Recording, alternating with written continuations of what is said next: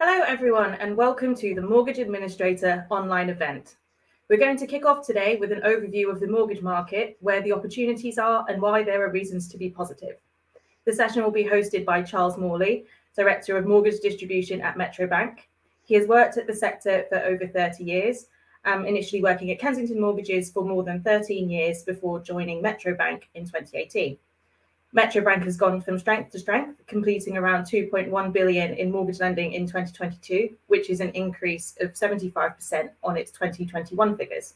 I think this is going to be a really great session.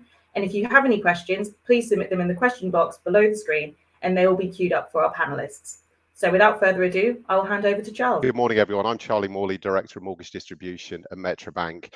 As I mentioned previously, I'm going to talk for about 15 minutes. I'll take a brief look at the UK mortgage market, kind of how it's altered in recent years, and I think where the potential opportunity lies in 2023 now that base rates have come in at 5%. Also, what I want to touch on is some of the things that I think that are going to influence the sector not only now but in the coming years, and why we should all see 2023 not only as a year of change but a year of adaptability as well. Now, I think we all know that the UK mortgage market over recent years has changed significantly.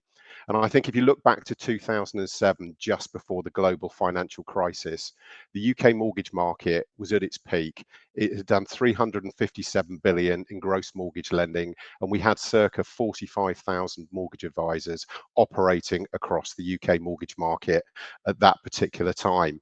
And then you fast forward 12 months and the market completely changed. In 2008, we saw the US housing market collapse with the resulting bankruptcy of Lehman Brothers.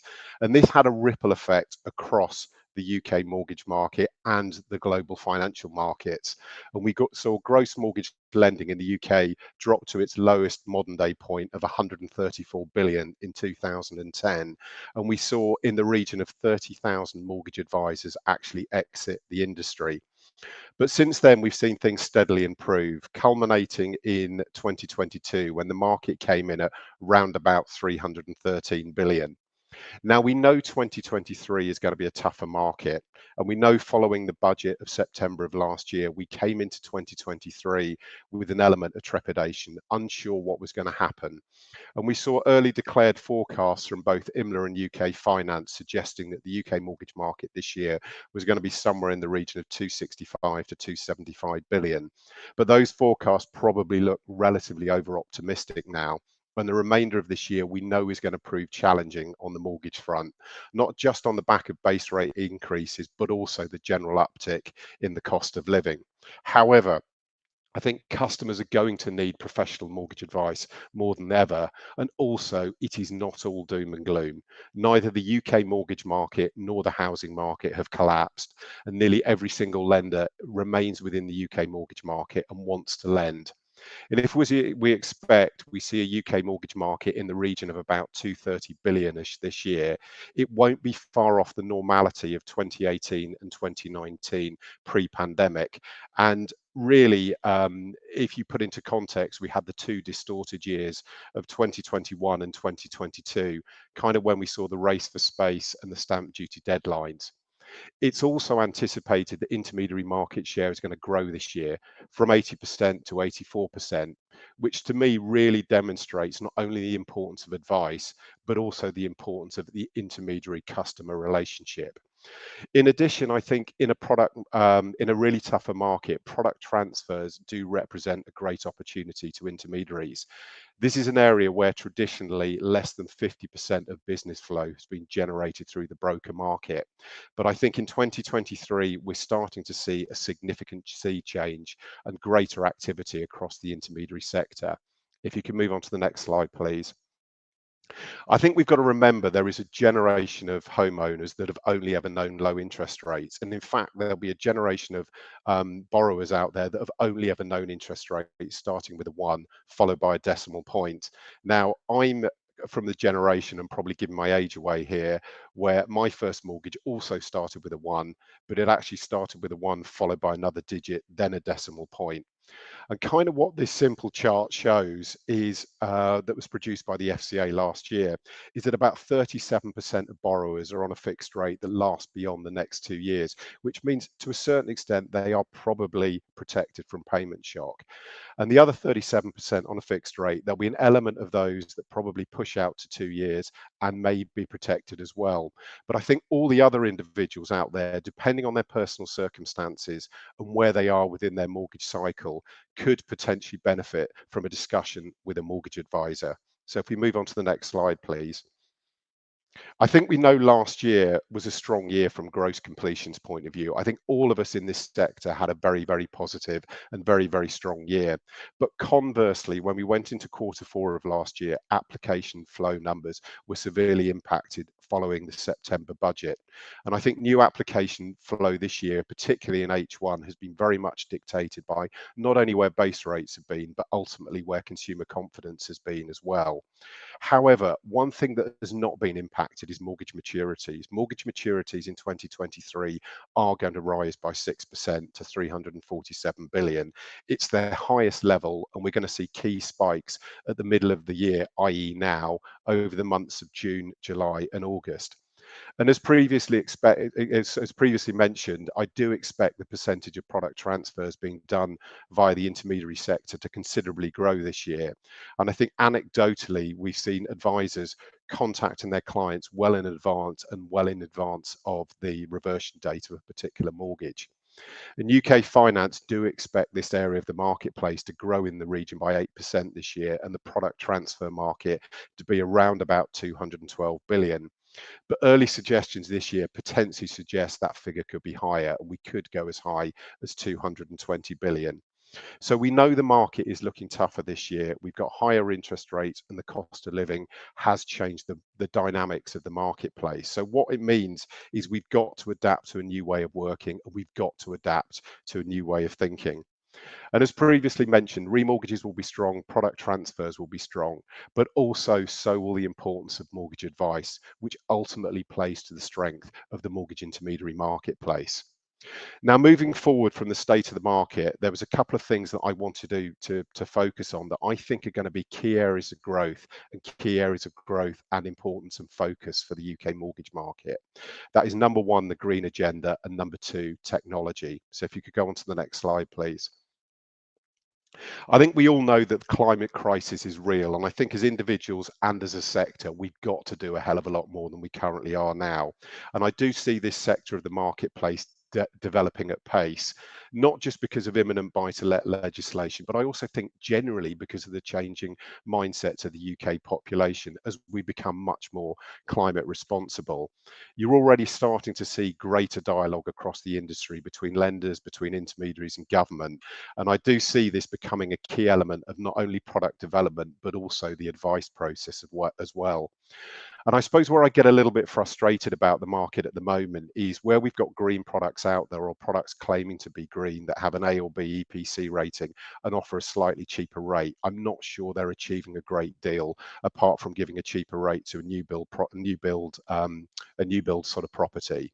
And I think what we have to do is really start by looking at ourselves first. And number one, do all of us know the EPC rating on our property? And do all of us know what we need to do to move that EPC up to the next level? Now, I've tried this at presentations across the industry and actually asked at an open forum, how many of you know your EPC rating and how many know what you need to do to move it up to the next level? Very embarrassingly, I've done it in the pub as well with my mates. As you can imagine, it was a pretty dull conversation, but what really came out of it was the fact that very few people knew either. And if they did, it was only what their EPC rating was. So I think number one, households have to do more. If you've got 40% of the UK's carbon emissions coming from households, and that's the whole of the activity that we do. It's not just your house, it's your heating, electricity, your transport, your aviation, your when you go abroad, etc., and your waste. And I think those are the areas we've all got to focus on. And also the other issue we've got is the majority of households in the UK are D-rated. And to improve that D-rated stock up to C-rated, it's going to cost in the region of about 300 billion. But I do think real change is coming, and real change has started to come. I think there is really good dialogue going on across the market, but I think lenders, brokers and consumers have got to work together to actually drive meaningful and sustainable change across the marketplace. Because currently green mortgages are far too niche, and the climate crisis is not a niche story. And the other area that I wanted to focus on that I think is really going to evolve over the next few years is technology. I mean, lest we forget that over the last 3 years, it has significantly impacted and changed our working patterns. So if you could go on to the next slide, please. You know, if you told me 3 years ago I'd be conducting a significant amount of my business life through two mediums called Zoom and Teams, I'd have probably laughed at you for the simple reason I'd never heard of them. Number two, I'd never known how to set up one of the calls. And interestingly, I'm on a completely new medium this morning. And if you were there at the practice, you'll understand how difficult I find these things. But the lady concerned made it immensely simplistic. And this really shows how the UK mortgage market and generally the way that we operate has completely changed. And it's become second nature to all of us as we've adapted to the age of technology. And it's driven much more efficiency in the marketplace as we utilize it to stay in contact in a much better way with both our customer base and with our business contacts. Now, "you're on mute" is probably the most commonly used expression in the English language, as we've all embraced this change and we've all moved forward. Now, technology in our industry is becoming more important. Now, I've been in this industry, as Anna said, for 30 years, and I've seen so many full storms when it comes to technology. But I think this is the very, very first time in a long time that our industry is finally looking forwards and not backwards or sideways when it comes to technology. And it is going to continue to advance. And I'd say to all of you, don't fear it. Don't resist it, embrace it. Because ultimately, what it's going to do is drive efficiency, it's going to eradicate issues like rekeying, and fundamentally, it's going to drive the process for the customer, consumer, and mortgage broker to make it far more efficient.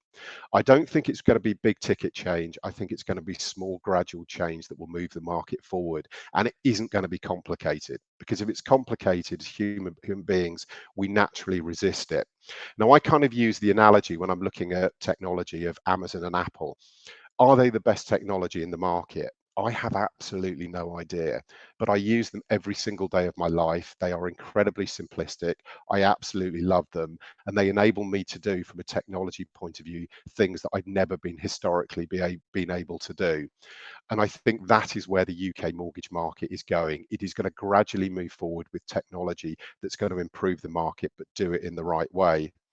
It's also incredibly important, particularly in the marketplace we're in at the moment, where the lifetime of a product at the moment is limited. It changes on a daily basis, which represents a huge challenge for everybody, because the perfect product fit last week may not be the right product today because it just doesn't exist.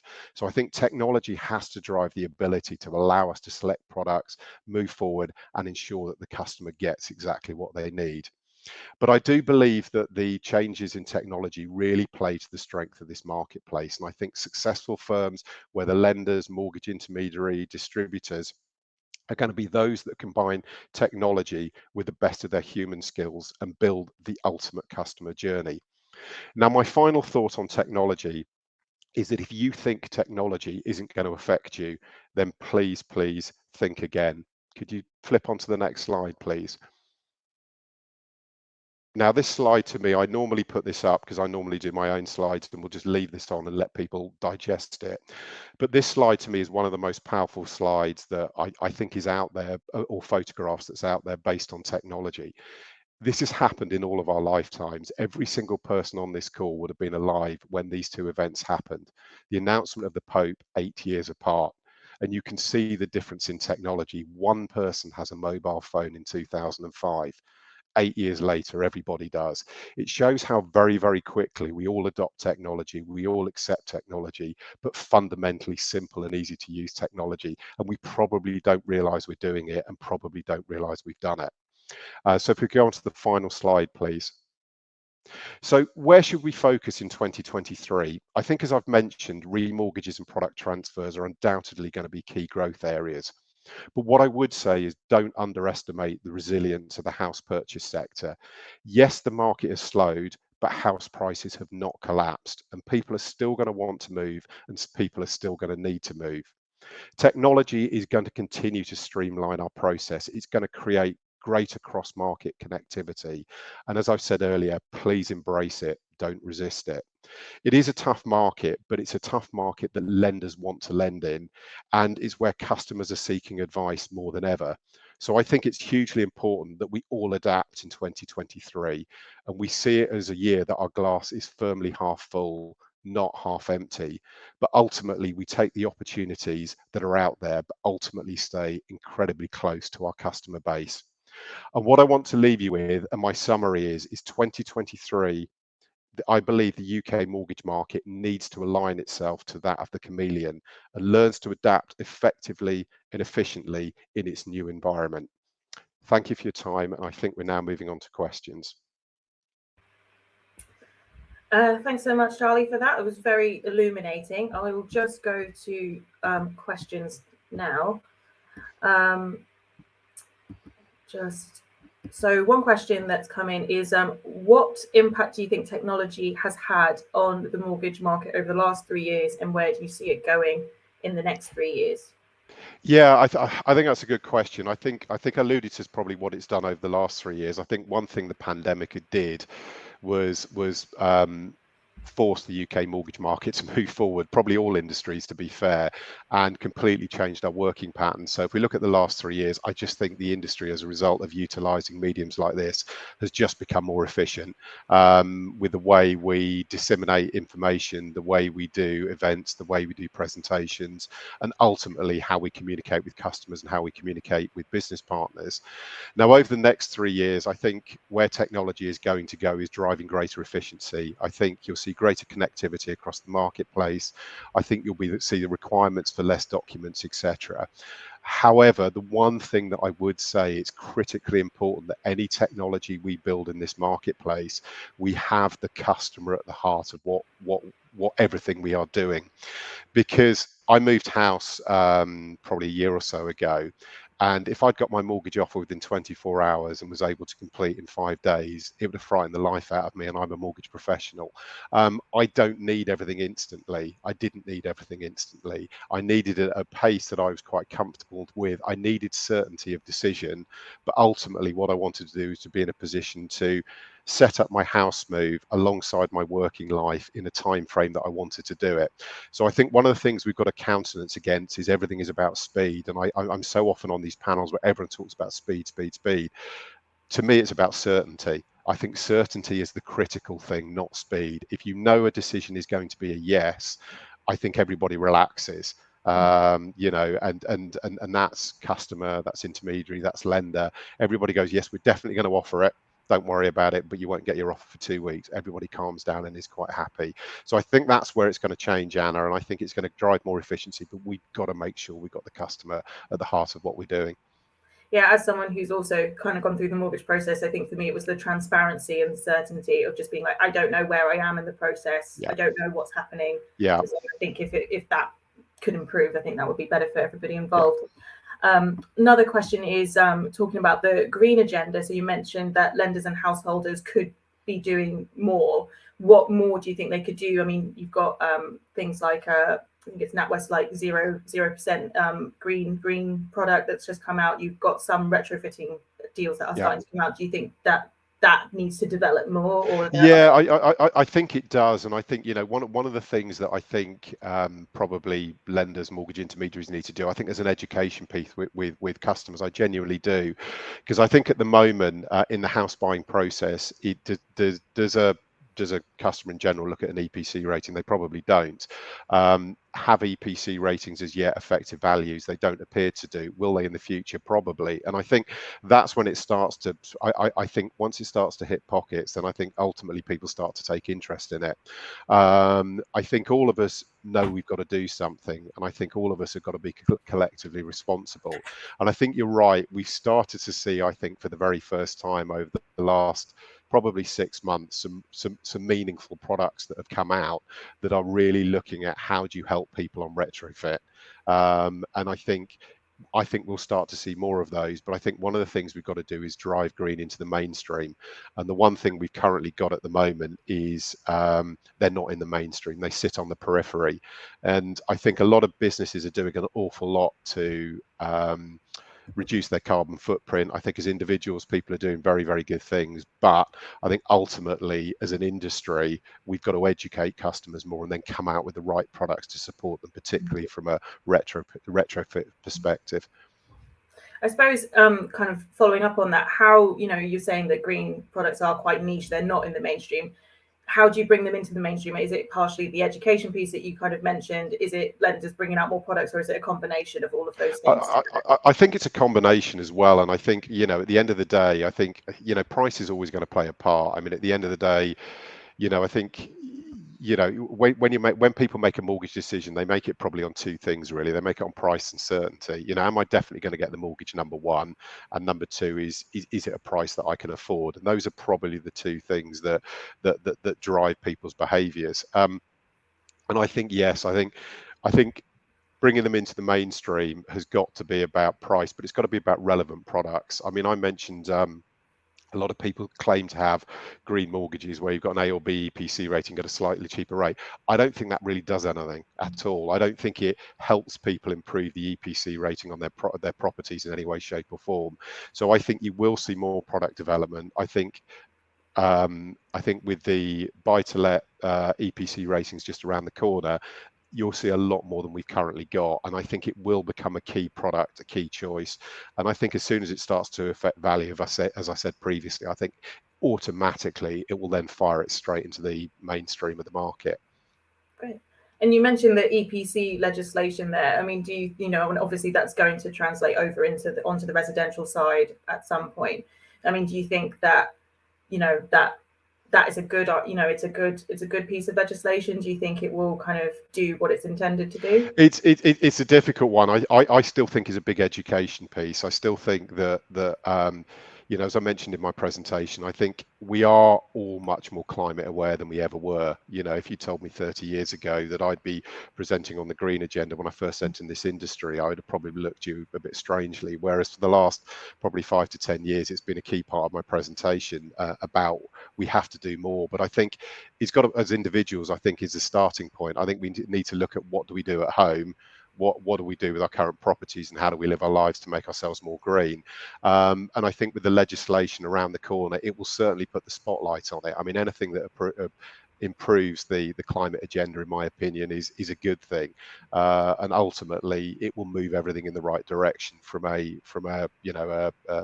ESG point of view. Bit of a gear change, so we're going to kind of shift over to product transfer side of things, which you mentioned in the presentation would be a key area of growth this year. Something is so as remortgages and product transfers become more popular, do you think proc fees will kind of align more with purchases? Just interested to get your take. It's a really good question, that one, and I think it's I can talk from a Metro point of view here and generally about the market. I think from a purchase and remortgage point of view, most lenders are aligned. I think there's the odd lender out there that perhaps isn't. I think from a product transfer point of view, it's an interesting one. I mean, we launched into the product transfer market probably 6 or 7 years ago, and I think when we launched the model, what we did was we got every major mortgage club, every London broker, every major network into the same room at our head office in London and went, right, we're building a portal, what do you want?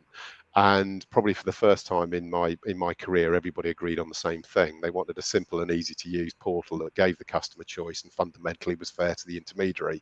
And that's what we delivered. And ultimately we set our proc fee at 3/4. So we pay 0.3 and normally pay 0.4. So we pay 3/4 of the proc fee. And most of the conversations I have with the marketplace seem to intimate that it's about 3/4 of the work that an intermediary has to do. So therefore, do I think as there's a greater focus on the market, proc fees will change? I think that's a difficult one. We've taken the stance to pay 3/4. I think it's then down to individual lenders what they want to do. And I think probably 3/4 of the fee is probably right. And recent conversations I've had with two big organisations, they seem to, from a network and club perspective, seem to think that is where the fair ballpark should be, based on the work that an intermediary has to do.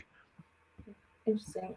We've got another question here, which is a lot of customers are of a younger generation and expect quicker response time and assessment times. Is certainty really guaranteed considering the volatility of the market? Yeah, that's the question. Yeah, it's a really good one, and I think you're absolutely right. I mean, my daughter's 22. She bought her first property a couple of years ago, and interestingly, she wanted a handheld throughout the process because it was a really big step for her. But ultimately, she wanted everything instantly and quickly, and she wanted to do everything on a mobile phone if you could.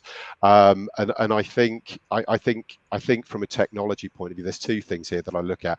Technology has to get to a point where it caters for absolutely everybody. So it caters for somebody who finds technology tough, so therefore needs to be taken through the process, all the way through to people who are incredibly tech savvy that can upload and do things incredibly quickly. And I think in the current environment, we have to move quicker. And I think that's what technology will do. I think technology is going to give much more certainty of decision. And as I said in my presentation, if you could turn around to somebody at the beginning of the process, once they'd submitted, that we are guaranteeing you an offer, and they had that piece of paper, but you aren't going to get anything for 2 weeks, everyone's comfortable. And it's whether the technology can ever get to that point.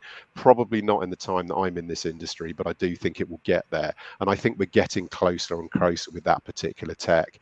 And I think we are going to see greater connectivity across the marketplace. So I think from an intermediary point of view, rekeying is going to be eradicated with very, very quickly. I think we'll also get to a point where the documentation requirements will reduce dramatically because of the information that lenders can actually sort of disseminate. I mean, I did a presentation quite recently on technology, and one of my last slides, I think it was Hana Bank in South Korea, they can actually go from inquiry to release of funds in 24 hours.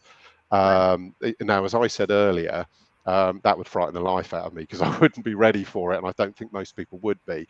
But that is what technology can potentially do. So I think that's what we have to do. And going back to that question, I think you're right. We've got to cater for every single generation out there. Those that want to do it on a mobile phone and quickly, and those that want to sit down, talk through it, be reassured, do it face to face, and are very comfortable in doing that. And we can buy face to face. I mean, you can use mediums like we're using now, so to actually affect a face to face sort of conversation. Yeah, and I suppose just 2 quick fire questions to round everything off. Where do you think the base rate will be at the end of the year, and do you think inflation will meet that inflation target of halving? I know they're 2 quite difficult ones to end on, but right. This is can I first and foremost say this is my opinion. So this is my opinion. I think we will see another rise before the end of the year. I think it's whether it's quarter or whether it's half. I do think we will see another rise at the end of this year, and the inflation target is a difficult one. I mean, obviously, that is what the government want to get under control. I think we will start to see it come down. I genuinely do think we'll start to see it come down. Whether it will come down at the rate the government wants it to remains to be seen. And I think if we're talking about next year, I think we're probably going to have a fairly similar lending market as we've had this year. I mean, interest rates are going to be at their current level for a little while yet, and into next year. So in answer to your question, I do need to see another rise for the end of the year, and I think we will hit the inflation target, but I think it's probably going to take a little bit longer than we anticipate. Great. I think that is all we have time for. Thank you so much, Charles, for that. I suppose my key takeaways are PTs will be big this year, green agenda and tech are the next new opportunities, and the interest rate and cost of living has created challenges, but it is not all doom and gloom. So thank you so much, Charles, and thank you all for joining us. The next session is at 10 a.m. So if you want to go and make yourself a cup of tea, now's the time to do so.